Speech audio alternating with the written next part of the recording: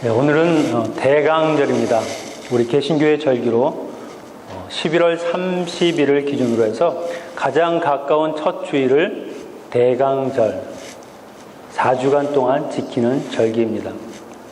영어로는 The Advent Season 해가지고 이것은 Advent라는 말이 오다, 도착하다라는 뜻이 있습니다.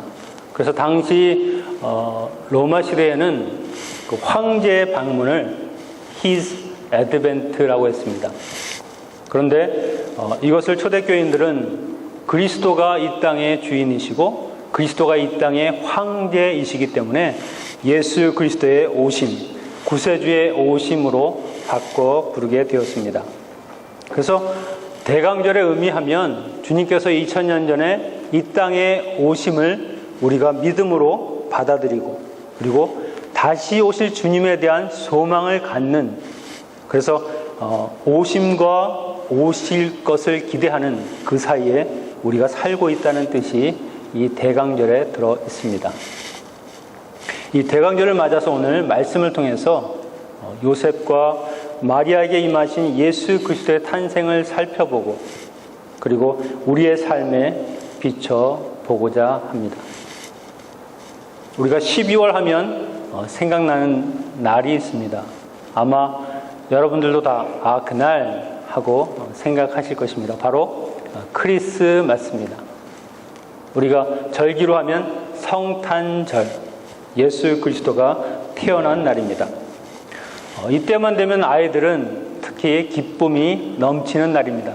왜냐하면 그들이 원하는 선물을 받을 수 있는 때가 바로 이때이기 때문입니다.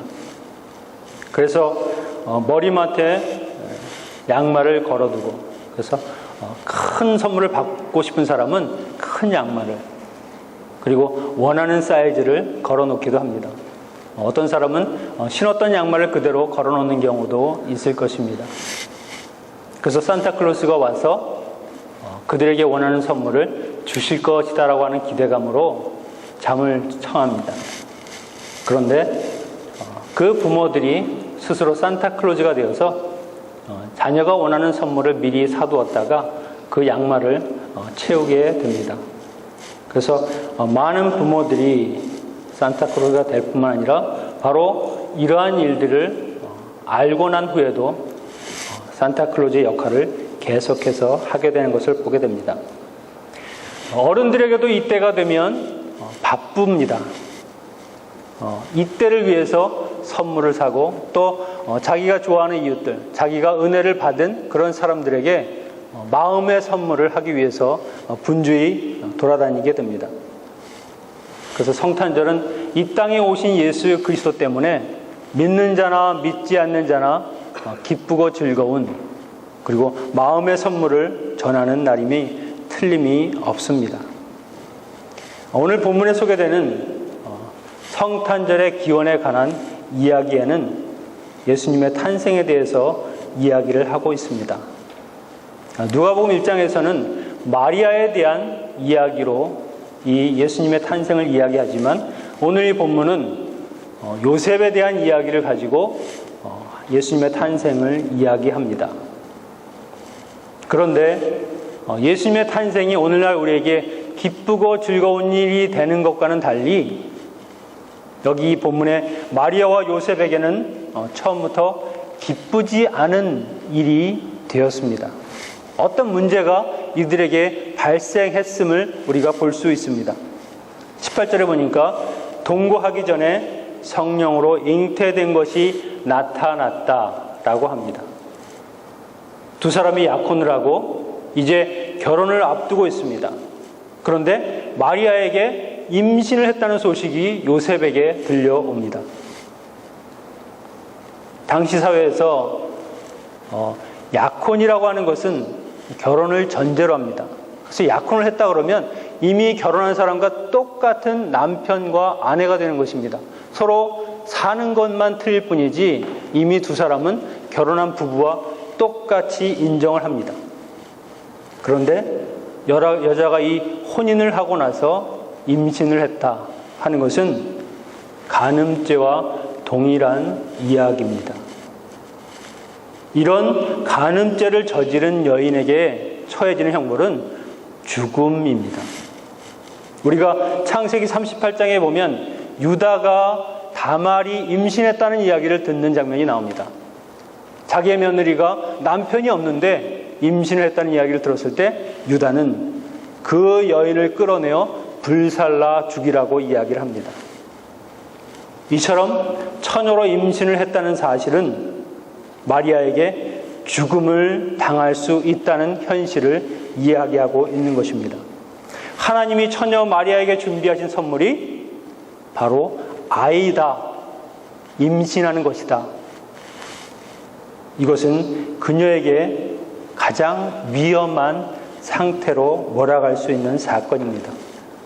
우리들 중에 미혼하신이 아니라 아직 미혼이신 분들도 계실 것입니다. 그런 분들에게 너희에게 가장 영예로운 일을 할 수 있는 길이 있는데 아이를 갖는 것이라고 하면 예, 좋습니다라고 받아들일 사람이 아무도 없을 것입니다. 이런 선물은 처녀가 받기에는 불가능한 일입니다. 그런데 누가복음에서 마리아에게 나타난 이 가브리엘 천사가 은혜 입은 자여라고 이 마리아를 호칭합니다. 우리가 은혜 입은 자가 그 은혜를 입기 위해서 이런 어려운 일들을 겪을 수 있음을 이야기하고 있는 것입니다.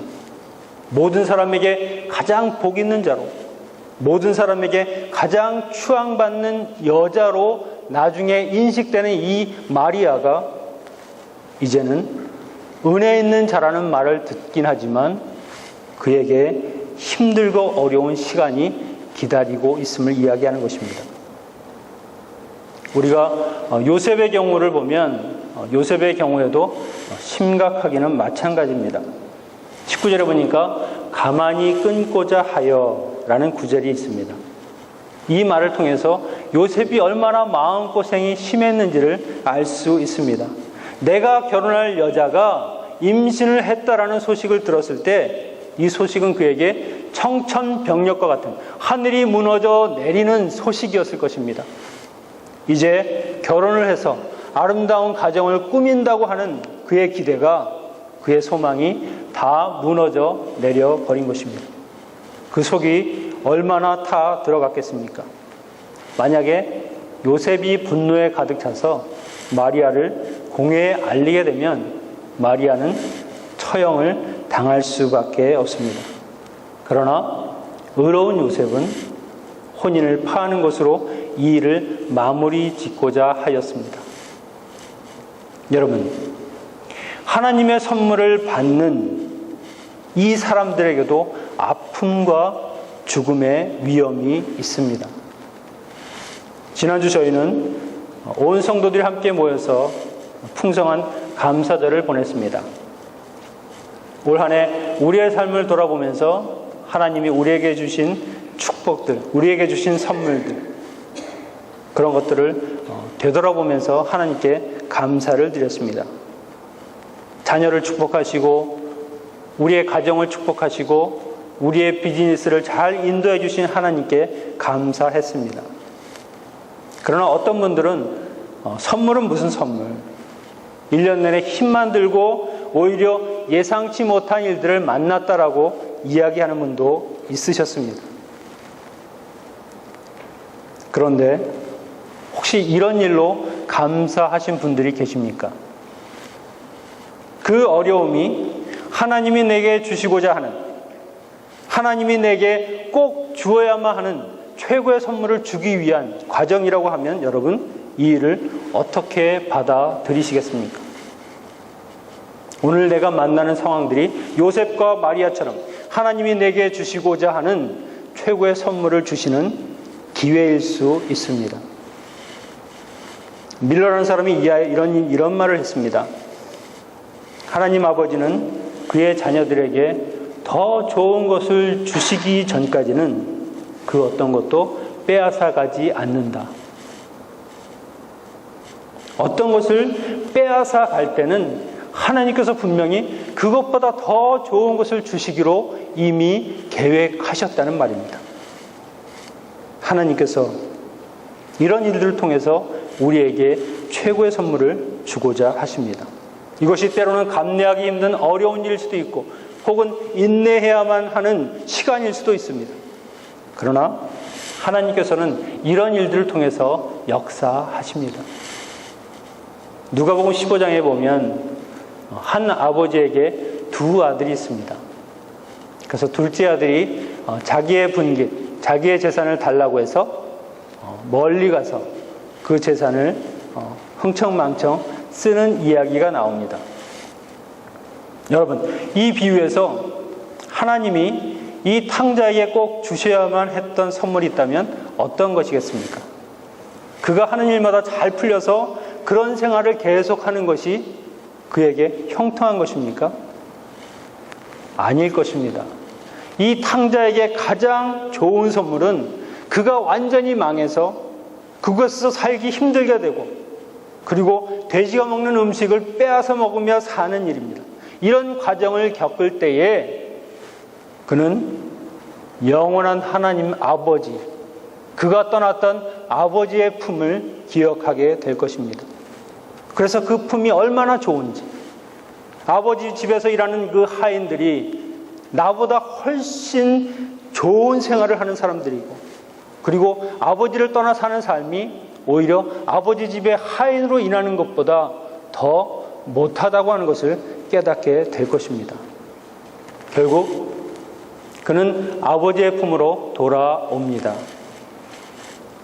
하나님께서 그에게 가장 좋은 것을 허락하신 것이 그로 하여금 망해서 아버지의 품으로 돌아오는 일이었다고 하는 것입니다. 이것이 하나님이 주시는 축복 아니겠습니까?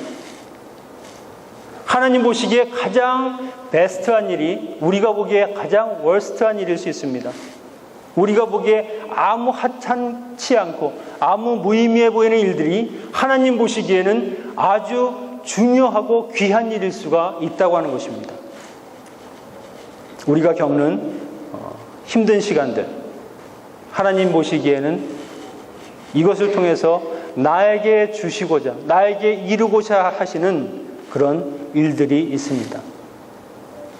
그래서 크리스찬에게는 오늘 보이는 현실, 내 눈앞에 펼쳐지는 상황이 현실이 아닙니다. 크리스찬에게 하나님이 역사하시고 하나님이 통치하시는 그 현실이 바로 우리의 현실입니다. 이런 것을 발견하지 못하면 선물이 되지가 않습니다. 그런데 하나님은 이런 일들을 통해서 우리에게 무엇을 주시고자 하는가? 하나님이 우리에게 주시고자 하는 최고의 선물은 바로 예수 그리스도이십니다.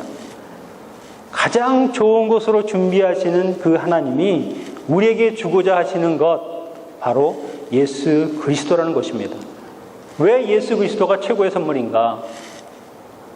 먼저 이분이 이 땅에 오신 목적이 그 이름 속에 들어 있습니다. 우리가 21절을 한번 같이 읽어보겠습니다.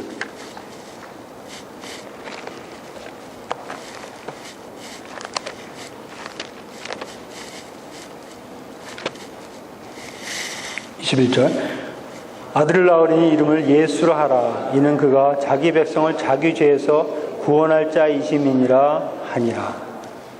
그 이름을 예수라 하라. 그가 자기 백성을 자기의 죄에서 구원하실 자라고 소개합니다. 어떻게 죄에서 구원하십니까? 십자가에 제물로 드려짐으로 우리를 대속하시는 그 은혜를 주십니다. 이 말에는, 이 선물에 우리의 아픔보다 더한 하나님의 아픔, 더한 하나님의 슬픔과 고통이 여기에 포함되어 있다는 말입니다. 이미 아기를 주실 때 하나님은 이 아기가 모든 저주를 다 짊어지고, 그리고 모든 사람의 죄를 다 감당하시고 십자가에 돌아가셔야 한다는 사실을 알고 주셨습니다. 하나님께서 우리의 기쁨을 위해서 더한 아픔을 참으셨습니다.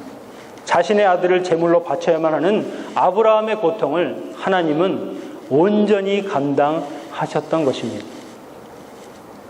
우리에게 가장 좋은 것을 주기 위해서, 그렇게 우리에게 주신 선물이신 이 예수님을 우리는 어떻게 받아들여야 하는가?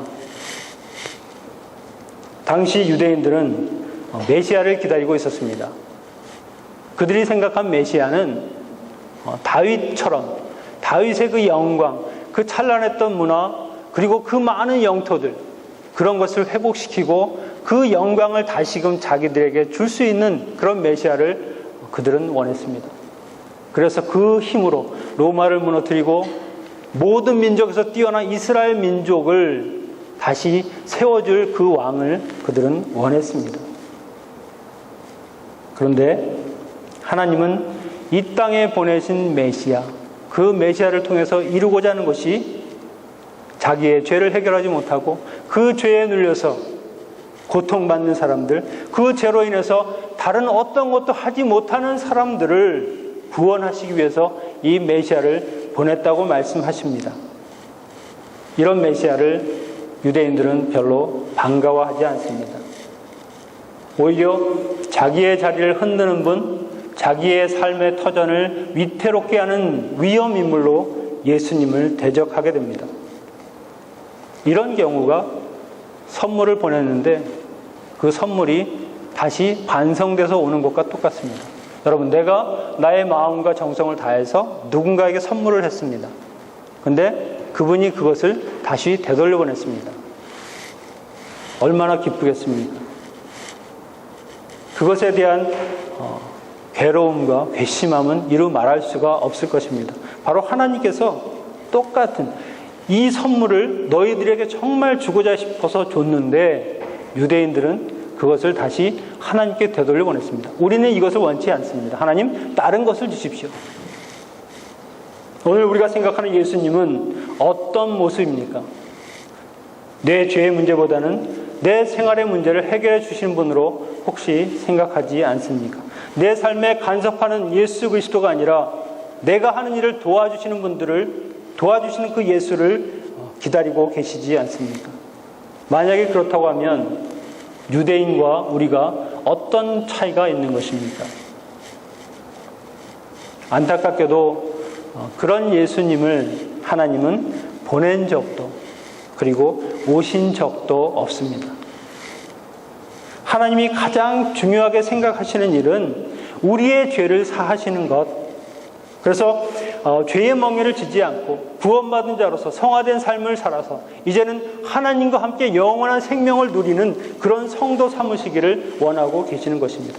이 일을 예수 그리스도 아니면 도저히 이룰 수가 없기 때문에 예수 그리스도를 깨끗하신 분으로 성령으로 처녀의 몸에 잉태케 하셔서 그리고 하나님의 아들로 자라나게 하신 것입니다. 이분이 우리 생애 최고의 선물입니다. 이 분을 주시려고 고난도 주시고 형통한 삶도 허락하시고 선물이 선물되게 해서 받을 자들을 미리 훈련시키시고 그 믿음으로 연단한 후에 선물의 가치를 진정으로 아는 자들에게 주시기 위해서 우리를 그런 사람으로 만들어 가시는 분이 하나님이십니다. 이런 최고의 선물을 이미 우리가 받았습니다. 하나님께로 가는 길이요 생명 되신 예수님을 우리가 받았고 죄인된 우리가 감당하지 못할 은혜를 이미 누리고 있습니다.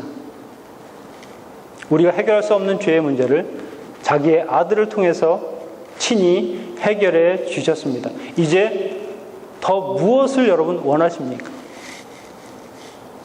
제가 전에 거래하던 그 의류회사 실장님이 이런 말씀을 하셨습니다. 자기는 항상 최고의 물건을 산다.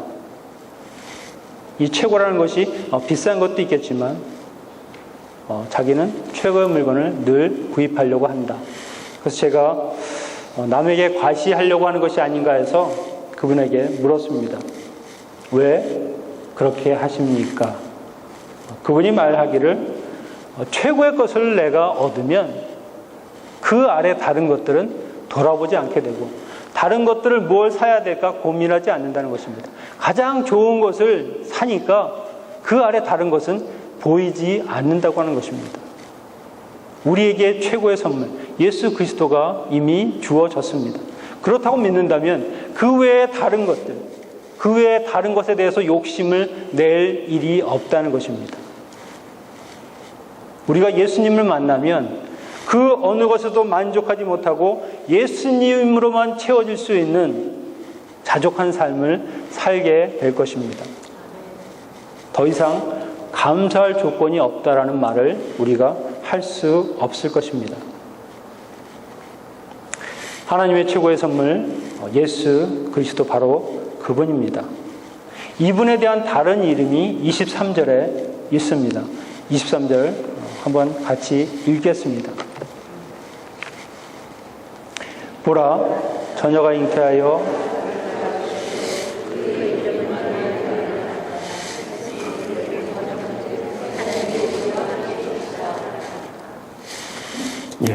임마누엘. 이 말은 700년 전에 이사야서 7장 14절에 나옵니다마는 임마누엘이라는 말을 썼습니다. 성경에서 세 군데밖에 나오지 않는 말입니다.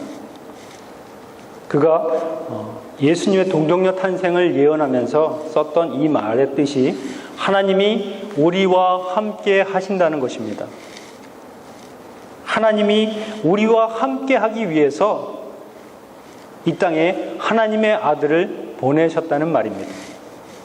구약에서 그 장막 위에 하나님께서 임재하셔서 이스라엘 백성과 함께 하시기를 원한 그 하나님께서 이제는 우리와 함께 하기 위해서 이 땅에 인간의 몸을 입고 직접 찾아오셔서 이제부터 내가 너희와 함께 하겠다 하는 말씀을 스스로 이루어 주셨습니다.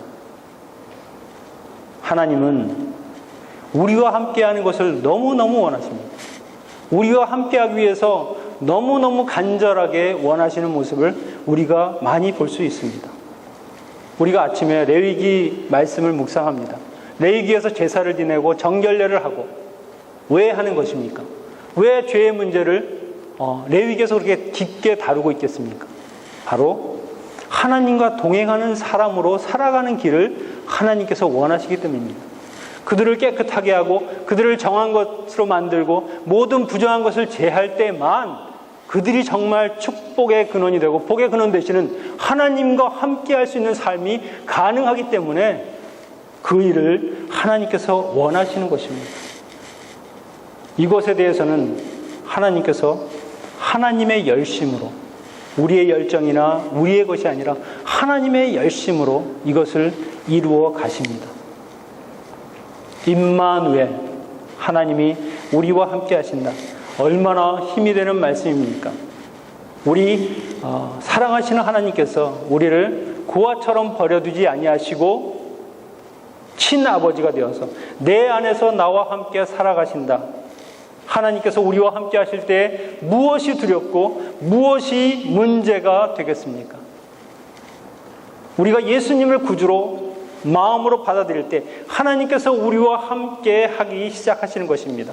우리가 섬기는 이 교회, 우리가 거하는 가정들, 하나님께서 임마누엘 하시면 하나님이 인도자가 되신다는 것입니다. 분명한 것은 하나님이 인도자가 되시면 우리가 가야 할 그곳에 반드시 우리는 가게 될 것입니다.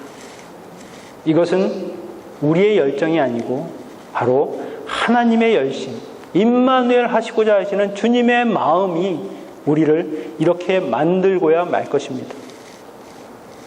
지난주에 할렐루야 성에 부산 세계로교회 손현보 목사님이 3일 동안 집회를 하셨습니다. 저는 마지막 날 갔었는데 다른 건 모르겠지만 그 전도에 대한 목사님의 열정, 그 열심, 성도들을 위해서 기도하고 전도자들을 놓고 정말 전심으로 전력을 다하는 모습이 저에게는 참 은혜가 되었습니다.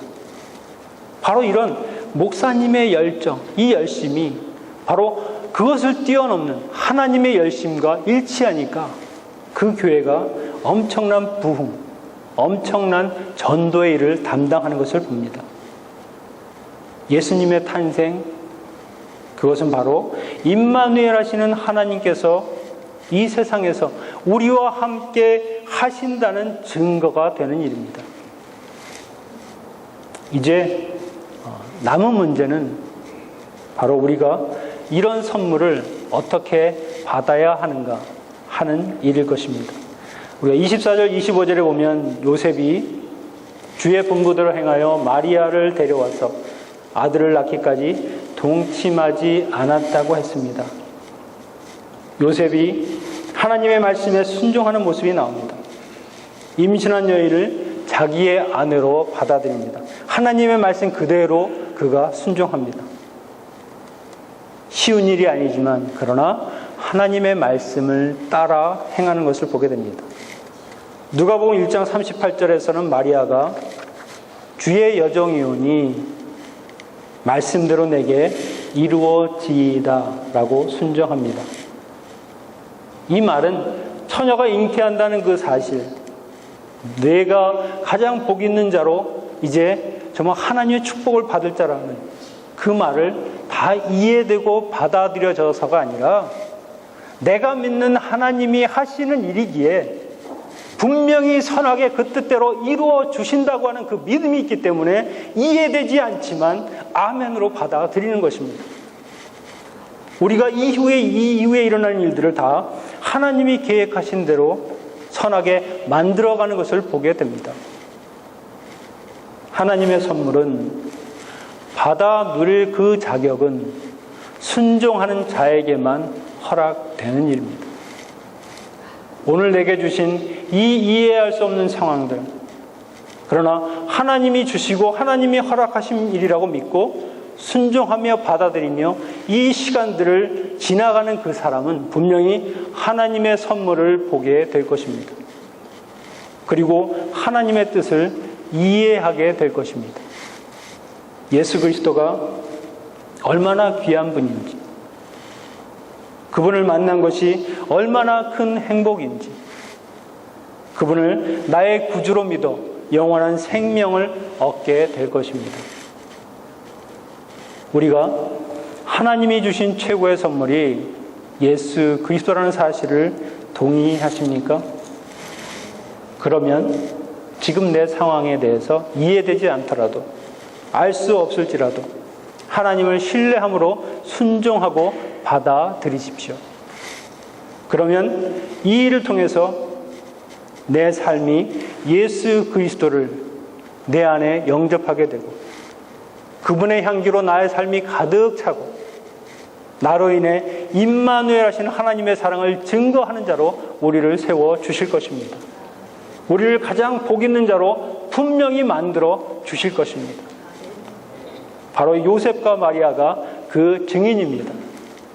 죽음과 같은 힘든 일, 그 어려움들을 믿음으로 순종할 때 그들은 예수님을 갖게 되고, 마리아는 사람 중에서, 특히 여자 중에서 가장 복 있는 자로, 그리고 모든 사람의 어머니로 존경을 받고 있습니다. 요셉은 예수님의 아버지가 되었습니다. 남자들 중에 이보다 더한 축복이 어디 있겠습니까? 우리도 우리에게 주어진 일들 하나님의 선물로 받을 기회로 알고 순종할 때 최고의 선물이신 예수 그리스도를 그 일을 통해서 우리가 만나게 될 것입니다. 그 예수님을 통해서 우리의 삶이 모든 사람들 중에서 가장 복된 자로, 선택받은 자로, 그리고 굳건한 믿음으로 우뚝 서는 사람들이 다 될 것입니다. 대강절, 주 오심을 축하하며 다시 오심을 기대하는 우리에게 이런 절기를 지낼 수 있다고 하는 것이 얼마나 복된 일입니까? 이제 예수님이 이 세상에 오심을 축하하는 성탄절이 다가올 것입니다. 우리의 삶 안으로 나의 시간 속으로 예수 그리스도가 오시는 날이 우리에게 오고 있습니다. 분명히 그 예수님은 언젠가 다시 재림하시는 그 모습으로 우리의 삶 속에 오실 것입니다. 세상은 예수님과 상관없는 일들로 기쁜 시간을 보내느라 바쁘지만 우리는 이 대강절을 지내면서 우리에게 주신 최고의 선물 예수 그리스도를 다시 한번 묵상하고 그분을 보내신 하나님의 사랑과 우리에게 원하시는 일들이 무엇인가를 되새겨보는 그런 시간이 되기를 바랍니다. 귀한 성탄의 12월을 맞이하면서 우리가 한 해를 주님과 함께 정리하고 이제 새로운 한 해를 준비하고 기도하면서 시작할 수 있는 저와 여러분이 되기를 기원합니다. 기도하시겠습니다.